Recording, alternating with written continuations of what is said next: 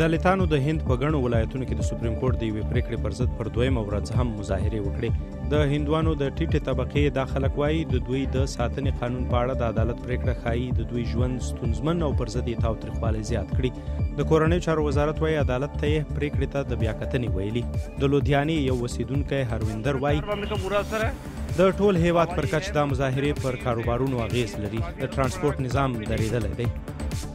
سپریم کورټ وایي پریکړې ته بیاکتنه ژر نشي کولی. روسیې د بیلسټیک توغندیو ضد یوه میزایل ازموینه کړې ده. د ګل پر ورځ د دفاع وزارت ویل توغندی په قزاقستان کې تجربه کړی او وایي دا میزایل یې د مسکو ښار د ساتنې لپاره نصب کړی هم دی.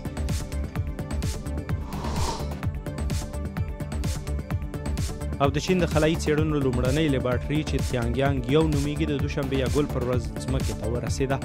له دې نظام سره ځمکې ته د راوستو پر وخت رابطه منقطع شوې وه، ځکه دا نظام بې له کنټروله د ځمکې لوري ته روان و. دې نظام په فضا کې اور واخیست او په ارام بهر کې پرېوت.